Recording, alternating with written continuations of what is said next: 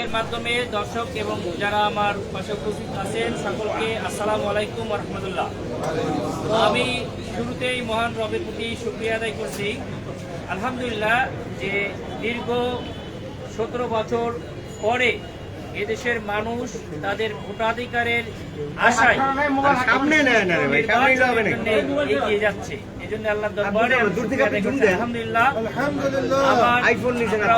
আছেন যে বাংলাদেশের মধ্যে সবচেয়ে গুরুত্বপূর্ণ যে আসন ঢাকা 17 আসন, এখানে এলিট সোসাইটির লোকজন বাস করে এবং ব্যবসায়ীরা বাস করে। এটার ভিতরে ক্যান্টনমেন্ট আছে, ডিপ্লোম্যাটিক জোন আছে।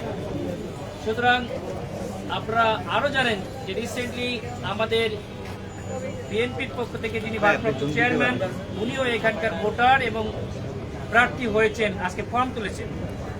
এবং আমাদের যিনি প্রধান উপদেষ্টা তিনিও এই আসনের ভোটার। আমি আজকে বাংলাদেশে যে পরিবর্তনের আশায় জুলাই বিপ্লবকে ধারণ করে বাংলাদেশের যে নীতির পরিবর্তনে যে আশা নিয়ে জুলাই যোদ্ধারা জীবন দিয়েছে, সেজন্য জুলাই যোদ্ধার একজন মা, নাফিজের মা আমার সঙ্গে আছে এবং জুলাই যোদ্ধাও আমাদের মোস্তাফিজ আছে, আরো অনেকে আমাদের সঙ্গে জুলাই যোদ্ধারা আছে। আমার নিজের আম্মা আছে, আমার ওয়াইফ আছে এবং আমাদের নেতৃবৃন্দ এখানে আছে। আমাদের বাংলাদেশ জামায়াত ইসলামীর 4:30 আপনারা জানেন যে সংবাদ সম্মেলন আছে, সেখানে প্রার্থী সারা দেশের ঘোষণা হবে। কিন্তু আমাদের এই আসনটাকে অত্যন্ত ভিআইপি আসন, আমাদের আমির জামাতের অনুমতি ক্রমেই আমরা আজকে বাংলাদেশের মধ্যে জামায়াত ইসলামীর যে জোট হচ্ছে সেই জোটের পক্ষে প্রথম জমা দিচ্ছি এবং আমরা আশাবাদী ইনশাআল্লাহ আমরা বিজয়ী হব ইনশাআল্লাহ। এই আসনে আপনারা অবগত আছেন যে আমাদের জনপ্রিয়তা দেখে একজন অলরেডি আমাদের এখানে ঘোষণা দিয়েছিল, তিনি বর্তমানে এখানে নাই, চলে গিয়েছেন, প্রার্থী পরিবর্তন হয়েছে। সেটা যাই হোক, আমরা চাই যে জুলাইয়ের যে পরিবর্তনের যে আশা, আধিপত্যবাদের বিরুদ্ধে যে আশা রেখেছে জনগণ, আমাদের হাদি শহীদ হয়েছে কিন্তু এক হাদি চলে গেল।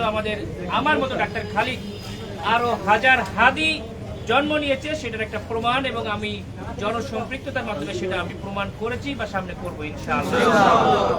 বাংলাদেশের জেনজেট কোন ক্রমেই আধিপত্যবাদ বা নির্বাচনকে যদি বানচাল করা, নির্বাচনে প্রভাব খাটানোর কোন প্রক্রিয়ায় কেউ যায় বা নির্বাচন কমিশন বা সরকারে যারা আছেন তারা যদি নির্বাচনে সেই দামি নির্বাচন, গুন্ডা এবং হুন্ডার নির্বাচন, রাতের ভোটের নির্বাচন করতে চাই, আমি তাদের প্রতি আজকের মিডিয়ার মাধ্যমে আমি আশা করব এদেশের নতুন প্রজন্ম সন্তানরা তাদের বুকের তাজা রক্ত দিয়ে এদেশের মানুষের ভোটাধিকার আদায়ের যে সুযোগ করে দিয়েছে, এই সন্তানদের সঙ্গে তারা যেন আর কোনো বেইমানি না করে।